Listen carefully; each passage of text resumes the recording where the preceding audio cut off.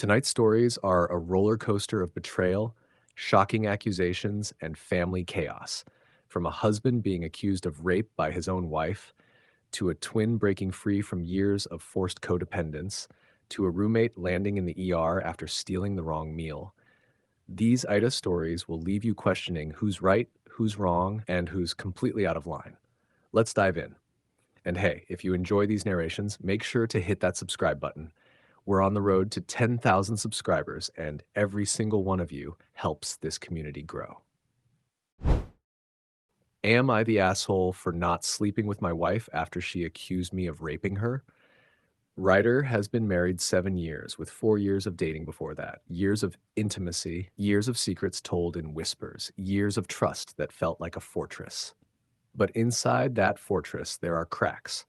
Both Ryder and his wife carry the kind of childhood trauma that changes how you move through the world. Ryder knows he was molested by his older brother. His wife confided long ago that her ex abused her. Those confessions weren't casual. Those are the kind of truths that weigh on a marriage, that shape the way two people hold each other in the dark. So when Ryder says that, after a moment of post-sex cuddling, his wife looked at him and said, "You know, technically you raped me," the air in his chest dropped out. That sentence, quiet, simple, deadly, opened everything back up. She clarified she hadn't wanted sex that night. She'd only done it because she thought he wanted it. That single line set off 1,000 knives in Ryder's mind. Pause and imagine that. Being told in the aftermath of intimacy that the consent you believed existed might not have been there. The cognitive dissonance is brutal. On one side, the scene replayed exactly how you remember it, her initiating, pulling him close, offering herself. On the other, the possibility that she felt coerced. Which version is the truth? And how do you live in the same room with both versions existing at once? Ryder's brain starts firing questions like gunshots. How many other times did she do this and he never realized? How many times did she say yes because she thought that's what he wanted, even when she didn't want it? Was this confusion or something deeper? Pressure, guilt, an attempt to preserve harmony. The history of both their trauma makes everything messier. When past abuse lives inside you, the meaning of touch and of wanting can get tangled up with duty, safety, fear. So Ryder did what felt human and immediate. He told his wife he didn't feel comfortable having sex right now. He set a boundary. The response from his wife was swift and dismissive. "He's overreacting," she insisted, and he should take what's being offered. That line, "take what's being offered," lands like a slap. If she truly wants intimacy, she could have an honest conversation. If she truly wants sex, she could reassure him, explain, apologize, or ask for help to make things safe again. Instead, being told to just accept it feels like a refusal to acknowledge the rupture she herself described. This is the thorny, gut-level dilemma. Is refusing sex here a punishment, emotional withdrawal, or a perfectly reasonable safety measure after a terrifying statement? The thing about intimacy is that it's built consent and on feeling safe. If Ryder's sense of safety is shattered by an accusation that the act itself may have been non-consensual, pausing is not cruelty. It's survival. People aren't interchangeable in bed. You can't flip a switch and pretend the sentence, "technically you raped me," never happened. And yes, there's emotional fallout for both. From Ryder's point of view, this accusation dissolves the certainty of every shared night. He's replaying interactions and scanning for signs he missed. That anxiety makes it impossible to be present in the moment because the moment could become evidence or could become another memory with a different meaning. From the wife's view, maybe she felt pressured. Maybe she's grappling with trauma triggers. Maybe she said something blunt out of pain. Trauma can make people speak in absolutes or change how they label past events. That doesn't make her wrong to feel how she feels. It also doesn't erase Ryder's right to protect his emotional and physical boundaries. Here's the thing that matters most. Consent is ongoing and mutual, and both partners deserve to feel safe. If one person says later that they didn't want what happened, that has to be treated with gravity. It's not about assigning blame on the spot. It's about stopping, talking, and getting help if needed. Telling someone to just take it after they've been told their partner may have been violated is at the very least tone deaf and at worst coercive. Ryder's questions, was I missing something? Was I unkind? Was I complicit? Are normal, but they're also not obligations to resolve alone. Being unsettled by an accusation like that is not evidence of guilt or cruelty. It's evidence of a human mind trying to reorient itself in a world where its assumptions have been upended. Choosing to abstain until he feels safe again is not revenge. It is a boundary. Setting boundaries is how we keep ourselves whole. Now, let's be clear. There are healthy and unhealthy ways to hold that boundary. If Ryder were to weaponize this withholding to punish or control his wife, that would be a different story. But the post suggests something else, something raw and shaken. He isn't saying, I'll never sleep with her again. He's saying, I don't feel safe right now. That's a crucial distinction. A marriage built on decades of trust and on two people carrying trauma cannot heal from a moment like this without honest conversation and probably outside help. Couples therapy, trauma-informed counseling, or even individual therapy for both, these aren't soft answers. They're practical tools that help people untangle the past from the present. If the wife genuinely felt coerced, therapy can help her explore that safely and learn how to communicate it without shaming. If Ryder's childhood trauma makes him hypervigilant around consent, therapy can help him process that and rebuild trust. Both paths require vulnerability. So, where does this leave the moral verdict? Is Ryder the asshole for not sleeping with his wife after she accused him of raping her? No, he is not the asshole, not in the context he describes. Choosing not to have sex when your sense of consent and safety has been destabilized is reasonable, responsible, and human. It's an act of self-preservation and a call for clarity. That said, remaining in silence forever isn't a solution either. This situation requires dialogue, accountability, and probably professional support. He should aim to address this head on. Talk openly when both can do so calmly, seek counseling, and work toward rebuilding a shared language of consent and safety. But in the immediate moment, Ryder is allowed to step back. He is allowed to need space. He had to say, I can't do this right now, without being labeled cruel. If anything, it would be cruel to himself and to their marriage to pretend nothing happened and keep going as if this wasn't a wound that needs tending. Am I the asshole for pulling away from my identical twin sister, even though I know it has caused her to spiral? Ryder is 18 years old, young, just starting life, but already carrying the kind of emotional baggage most people don't collect until their 30s. She was born an identical twin, and while for some that bond is beautiful, for her it was suffocation disguised as family love. Her parents never let her and her sister Katie exist as two separate people. They made sure of that. Even their names, Katie and Casey, were chosen to be nearly identical, as if individuality itself was a threat. Ryder's identity was stamped to match her twin before she could even form memories. And life under that arrangement? It wasn't childhood, it was a performance. Every teacher, every principal, every coach was told the same thing.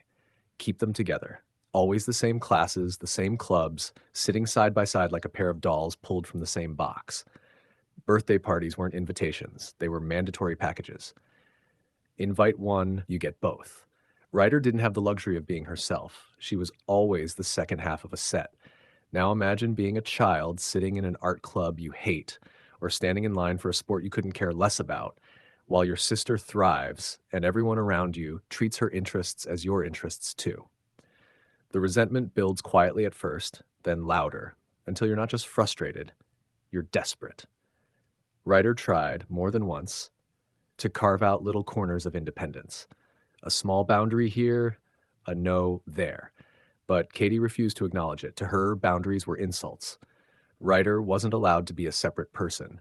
Katie needed her, clung to her, demanded that their lives be woven so tightly together that one couldn't breathe without the other.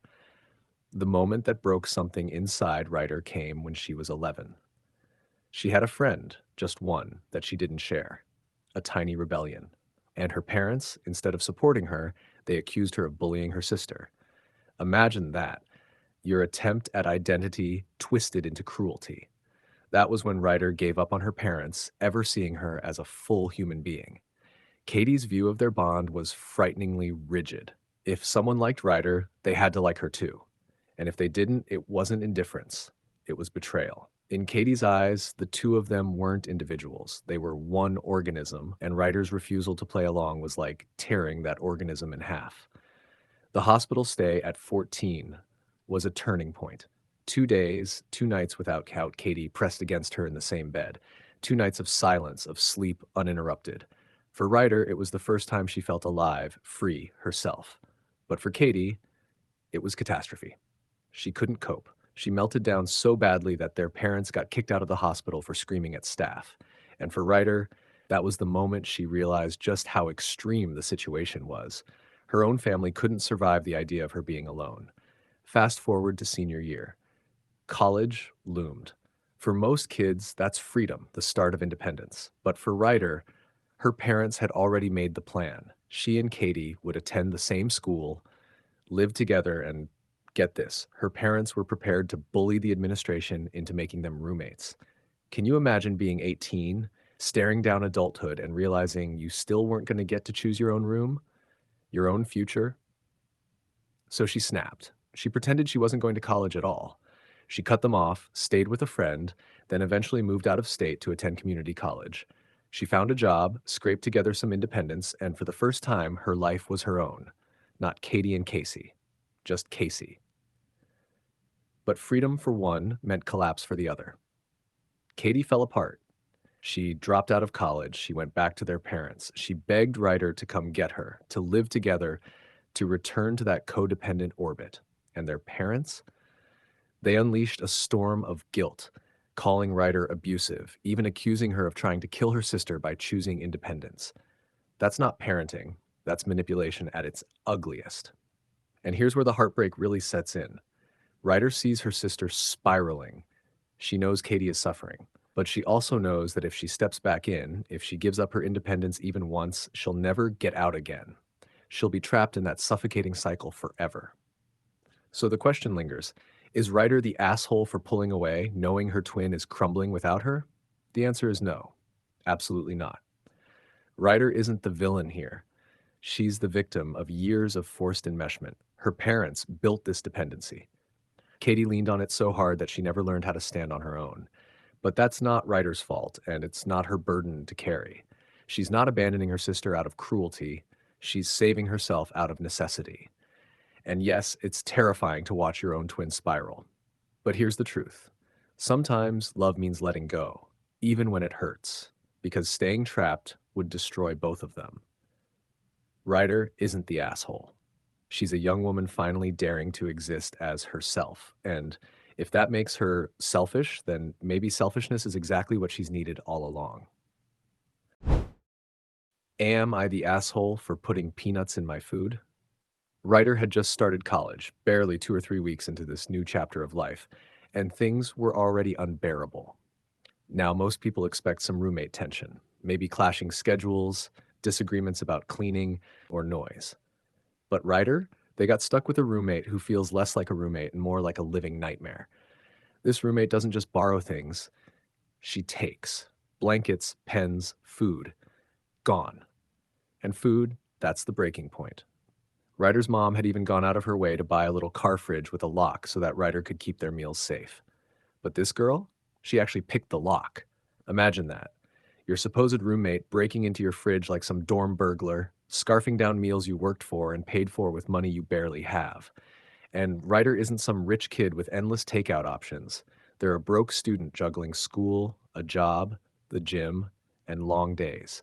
Every bite of food is earned. Every meal is planned. Yet, no matter how much effort Ryder puts in, meal prepping, labeling food, even making extra portions just for her, she still devours Ryder's share too. That's not just inconsiderate, that's cruel. Now here's where things get dramatic. Ryder had made some pad thai, a dish they were looking forward to after a long day. They left for classes, unaware of what was about to unfold. Hours later, their phone lit up, dozens of angry messages from the roommate. But Ryder's phone was on silent, tucked away in their bag. When they finally returned, they found out the truth. The roommate, she'd had an allergic reaction. Turns out she's allergic to peanuts. And Ryder's pad thai, loaded with peanut oil, chopped peanuts, the works. Ryder hadn't made her a plate. They hadn't invited her to eat it. But she helped herself anyway. And suddenly she flipped the script. Instead of admitting fault for stealing food clearly not hers, she accused Ryder of trying to poison her. She blasted Ryder with angry texts, told all her friends, and now Ryder is being labeled a monster, simply for cooking their own food, food that was never meant for her. Let's pause for a second and think about this from Ryder's side. Imagine coming home from a brutal day, expecting to eat the meal you worked so hard for, only to learn your roommate not only stole it, but put herself in the hospital because of her own choices, then has the audacity to paint you as the villain. That's a special kind of manipulative. Now, Ryder admits they felt guilty at first. After all, someone ended up in the ER, but should they? This wasn't negligence. This wasn't malice. This was a person ignoring clear boundaries and facing the consequences of their own reckless behavior. The food was labeled, it was locked away. She knew it wasn't hers, and she ate it anyway. The kicker? The RA got involved, and soon Ryder's getting a new roommate. In the meantime, though, Ryder is labeling every single dish with contains peanuts just to cover their bases. And honestly, I can't blame them. When you've been taken advantage of to this degree, sometimes a little petty revenge feels like justice. And here's my take. Ryder is not the asshole. Not even close. This roommate put herself in danger by continuously crossing lines that were clearly drawn. Ryder didn't trick her, didn't hide peanuts in her plate. It was their own food. If anything, Ryder showed far more patience than most people would have. Many would have blown up way earlier. This whole situation highlights something bigger, though. Boundaries matter. You can only push someone so far before they finally stop being the doormat and start standing up for themselves. And in this case, the roommate learned the hard way.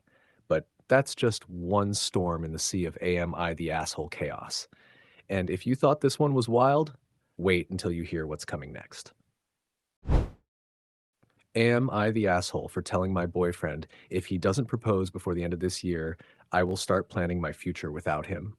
Ryder, a 36-year-old woman, has been in a relationship with her boyfriend, also 36, for 5 long years. From the very beginning, Ryder was clear. She wasn't dating for fun or to pass the time or to keep someone around just to fill a space. She wanted a partner, a future, a marriage, and her boyfriend seemed to understand. He told her he was slow-paced, that he needed time.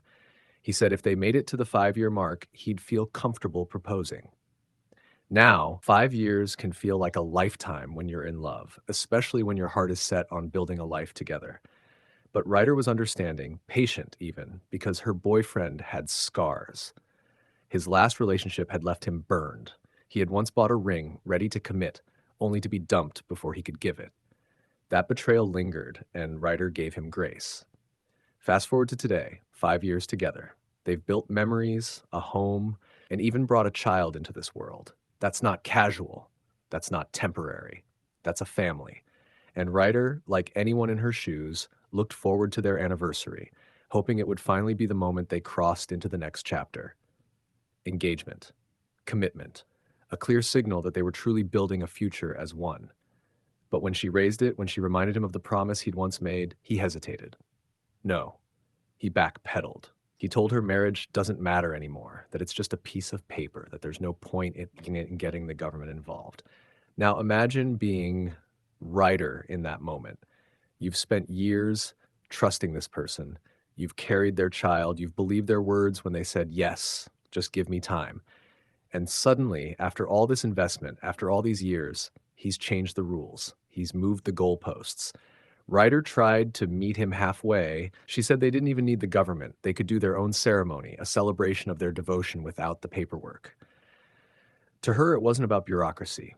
It was about symbolism, solidifying their love, showing the world that this was a family united. But he dismissed even that. He made excuses, saying he doesn't think about the future at all, that he only lives day by day. And at that point, Ryder drew her line in the sand. She told him, if he can't propose, if he can't take that next step, then she will have no choice but to reimagine her future without him. And his response? He called her an asshole. He said she was forcing him into marriage. But here's the thing. Was she really? Or was she simply holding him accountable for the promises he himself had made years ago? Because when someone tells you they need time, and you wait and you give them that time and they turn around and act like they never meant it, that's not fairness. That's betrayal. Let's zoom in on Ryder's daily reality. She's not just some casual partner. She's a mother. She's raising a child with this man. Think about the weight of that. Waking up every morning, taking care of a family, investing her best years in this relationship while being told that a true commitment isn't worth it to him anymore. That's more than disappointing. That's heartbreaking. And here's my take. Ryder is not the asshole. In fact, she's standing up for herself in the most reasonable way possible. She's not demanding a ring tomorrow. She's not asking for an extravagant wedding. She's saying, we either grow together or we don't. I won't waste my life waiting for someone who doesn't see me as worth the step I deserve. And honestly, that's powerful because sometimes love isn't enough. Sometimes you need alignment, shared values, shared goals, a shared vision for the future. Without that, no matter how much love you pour into someone, it'll always feel like you're walking alone. Ryder gave her boyfriend patience, compassion, and years of her life. If he can't step up now, after everything, then she's absolutely right to start planning her future without him. And maybe that's the part that stings for him. Not that she's pressuring him, but that she's finally recognizing her own worth. And if you thought this story hit hard, just wait. Because the next one, it dives even deeper into what happens when relationships break down under the weight of promises unkept. Am I the asshole for not wanting to contribute to my stepson's college fund? Ryder, a 39-year-old man, has been married to his wife Emily for 12 years. Emily brought a son, James, from her past relationship with Dan. Now, James is 17, on the cusp of adulthood, and like so many teenagers caught in the middle of fractured families, his relationship with Ryder has always been complicated. When Emily left Dan after catching him cheating with a coworker, she did what many parents in her position do. She tried to rebuild stability. Ryder entered her life not long after, and soon after, they married. On paper, it sounds like a second chance at family. But in reality, James never really bonded with Ryder. Not in the beginning, not through childhood, and not even now. Ryder admits that he tried, maybe even tried too hard at first, but instead of creating closeness, the effort only pushed James further away. What grew in its place was not hostility, but a tense kind of acceptance. That invisible line, I tolerate you, but I don't embrace you. And it wasn't just between James and Ryder. It extended to the three younger children Ryder and Emily had together. James wasn't cruel to his half-siblings, but he ignored them, treating them like ghosts haunting the edges of his life. They, in turn, learned to avoid him.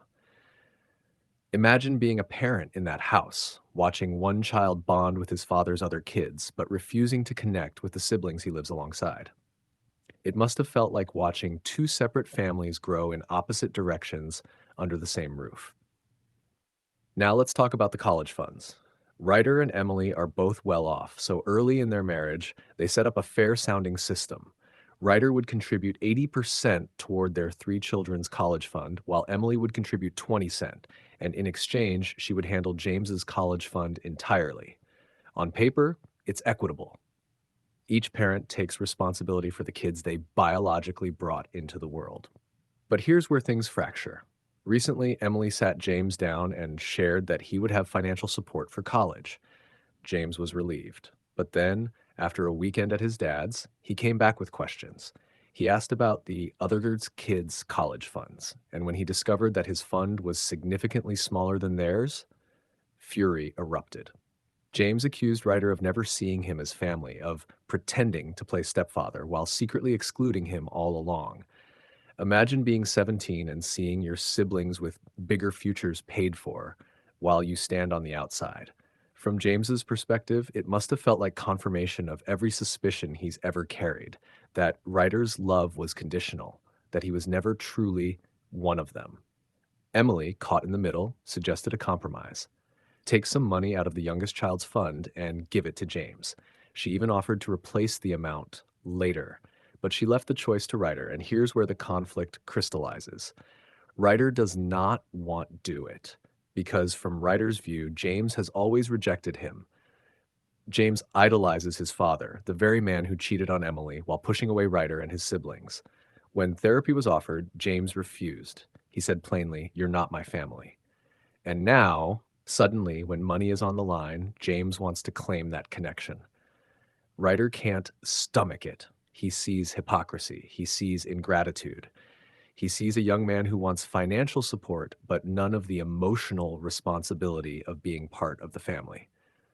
But peel back the layers here. Ryder also knows James has been poisoned by his father's influence. James even told Emily once that the divorce was her fault, that she should have stayed with Dan despite his cheating. That's not the thinking of a well-adjusted teen. That's the thinking of a boy carrying his father's bitterness on his shoulders. And how devastating must that have been for Emily, to have her own child tell her that her pain and betrayal didn't matter. The tragedy of this story is that James was a child pulled between two households, one where his father likely spun his own narrative, and one where Ryder, despite his effort, could never quite reach him. That wedge hardened over the years, and now, in the moment of financial reckoning, it's exploded into the open. So, is Ryder the asshole? Honestly, no. Ryder is not the asshole for holding his ground. He and Emily had a clear arrangement, and Emily is the one who took full responsibility for James' college fund. Ryder has already poured years of effort into trying to bridge the gap, and it isn't his fault that James refuses the relationship while still demanding the benefits of one. But, and here's the painful reality, James isn't entirely wrong to feel left out either. From a 17-year-old's perspective, money is proof of belonging. Love is shown in the sacrifices parents make, and when he sees his half-siblings set up for bigger futures than him, the disparity cuts deep. Even if Ryder isn't technically in the wrong, James's pain is very real. This is a story where no one truly wins. A mother torn between her children, a stepfather weary from rejection, a teenager angry, confused, and hurt by the fractured loyalties of divorce. It's a heartbreaking example of how divorce and remarriage ripple through generations, shaping not just marriages, but children's futures. And with that, this chapter closes. But stay with me, because the next story takes us into an entirely different kind of family storm. One that may be just as shocking, if not more. Am I the asshole for saying to my wife that what she's doing is weaponized incompetence, just like the men? Ryder, a 24-year-old man, finds himself away on a work trip. Not too far from home, but far enough that he can't just swing by if something goes wrong. And back at home, his wife, also 24, holding down the fort. On paper, this should be fine. After all, both of them have lived alone before. Both have managed life's small hurdles, but now distance has pulled something uncomfortable into the spotlight. It started innocently enough. His wife called, craving a dish that only Ryder makes just right. Sweet, right? Except instead of trying the recipe on her own, she spent the entire day calling him, step by step, question after question. How long do I boil the pasta? Do I cube the onion or slice it? Should I test it with a fork? Questions that, if we're honest, are the basics of cooking. Things she should already know, or at least could easily figure out with a quick glance at Google. And here's where Ryder's frustration began simmering. Not because she needed help, everybody asks questions, but because it wasn't one or two questions. It was relentless. Every step, every ingredient pulled him away from his own work responsibilities. Then came the shelf, a small towel shelf in the bathroom held up with suction cups. It fell. Ryder, pragmatic as ever, told her it wasn't going back up. Just grab a new one from IKEA, he said, assuming she'd sort it out. But she didn't. Instead, she left the towels cluttered on the counter, letting the annoyance build. The next day, she called again, this time to complain about the towels. Ryder asked the obvious question, why haven't you just gone to IKEA? Her response, I don't know which one to get. And this was the breaking point. Because how do you not know which one to get when it's literally just a suction cup shelf? To Ryder, it felt less like genuine confusion and more like avoidance. Laziness disguised as helplessness. And in that moment of frustration, he told her outright, you're using weaponized incompetence. For those unfamiliar, weaponized incompetence is when someone pretends they can't do something or consistently fails at it, so their partner will pick up the slack. It's a pattern often associated with men leaving the invisible labor of household management to women. And Ryder? He flipped that idea on its head. He said his wife was doing the very same thing. Now imagine how she must have felt hearing that. She immediately pushed back. She argued that the term is rooted in feminist conversations about men systematically offloading responsibilities onto women, and that he was misusing the language. To her, this wasn't incompetence, it was just that she genuinely didn't know what to do. But here's the heart of the conflict. Ryder doesn't buy it. He knows she's capable. He knows she's lived on her own before and handled things just fine. So why, now that he's away, is she calling constantly over pasta, onions, and suction cups? He feels like she's distracting him, demanding his mental energy while avoiding tasks she could easily figure out herself. And honestly, I can see why his frustration boiled over. Imagine being hundreds of kilometers away, juggling work, and instead of focusing on your responsibilities, you're fielding call after call about things your partner should reasonably handle. It's exhausting. It chips away at patience. But, and here's where the nuance comes in, words matter. The term weaponized incompetence carries heavy baggage. It's tied to larger gender dynamics and systems of inequality. So when Ryder used it on his wife, it didn't just feel like criticism, it felt like an attack on her character, a dismissal of her struggles. So, is Ryder the asshole here? Honestly, I don't think so. The frustration is valid. His wife absolutely seems capable of doing these tasks, and it's reasonable to expect a grown adult to manage simple cooking or replacing a bathroom shelf. But where Ryder stumbled was in the language.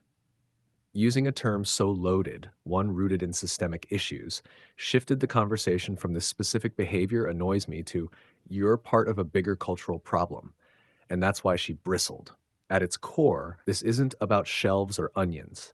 It's about responsibility in a marriage, about whether you can rely on your partner to handle the small stuff without turning every minor inconvenience into your problem. And in this case, Ryder's not the asshole for being upset, but he may have chosen the sharpest knife in the drawer when a softer tool would have done. And that's where we leave this chapter of marital frustration. Pasta pots boiling over, towel shelves crashing down, and a couple grappling with the invisible weight of who handles what. But don't go anywhere, because the next story takes us down an even more complicated road of family dynamics. And trust me, you'll want to hear this one. Am I the asshole for telling my wife we aren't getting a new car until she gets a job? Ryder, a man in his mid-30s, has been carrying the weight of the family's financial planning for years. He and his wife live in a low cost of living city, and thanks to his discipline, frugality, avoiding debt, paying off the mortgage early, they're in a very comfortable spot. By most standards, he's done everything right. But there's a problem. His wife, who has been a stay-at-home mom to their now teenage kids, 15 and 13, doesn't share the same mindset. She isn't interested in budgets, saving strategies, or long-term planning. For her, life is about the here and now. She enjoys makeup, nails, waxing, facials, hair care, and all the little luxuries that add up fast. Ryder tries to make it fair. Each of them gets $800 a month as fun money, spending with no strings attached. He usually spends little, saving up for big ticket items like a Kindle, a bike, or gear for hiking. His wife, she burns through hers fast, and when it's gone, she turns to him. Can you order this for me on Amazon? Can we get takeout? You hardly spend anything anyway. Now, here's where the tension really kicks in. Ryder feels this imbalance deeply. To him, it's not about the $40 takeout order, it's about fairness, about respect. Why should he be punished for being disciplined just because she spends recklessly? That frustration sits heavy, and it's not something a swipe of the credit card can smooth over. Then comes the mortgage bombshell. After years of grinding, Ryder finally pays it off. A massive milestone. For him, this is freedom, the moment to breathe and finally funnel more into investments, retirement accounts, and the dream they've always talked about, retiring early, traveling the world. But his wife, she sees that last mortgage payment and immediately says, good, now we can buy a new car. And Ryder's heart sinks, because to him that extra money isn't a license to splurge, it's security. College is around the corner for the kids. Retirement is still years away, but the earlier they stack investments, the better. Their current cars, a 2017 and a 2014, are reliable, paid in cash, and running fine. From his perspective, buying a shiny new car now isn't just unnecessary, it's reckless. So he says no. That money is going to retirement savings, and his wife explodes. She calls him a tightwad. She hits him with the existential gut punch. Why are we saving so much for retirement if we could die tomorrow? That line, it stings. Because it's not just about cars. It's about two people with fundamentally different philosophies on life. One focused on the long game, building safety and stability. The other focused on the moment, chasing joy while it's still within reach. Ryder, in his frustration, finally snaps, "Fine, we can buy a new car once you get a job and have been working for at least a year." Silence. Fury. His wife calls him an asshole and a cheapskate. And now the house is cold, filled with the heavy weight of the silent treatment. Here's the reality. Ryder feels like the villain in his own marriage, the responsible one, the adult in the room, while his wife gets to play the carefree role, the spender, the dreamer, the one who doesn't have to think about retirement or tuition or what happens if the market crashes. And that imbalance, it's eating away at him. So, is Ryder the asshole? Honestly, no, he isn't. He's protecting their future, their kids' education, and the stability of the family. The cars are fine. They don't need a new one. This isn't about denying joy. It's about preventing financial self-sabotage. But here's the twist. It's also not as simple as numbers on a spreadsheet. Ryder's wife has spent her entire adult life as a stay-at-home mom. Her identity has been tied to raising kids, not contributing financially.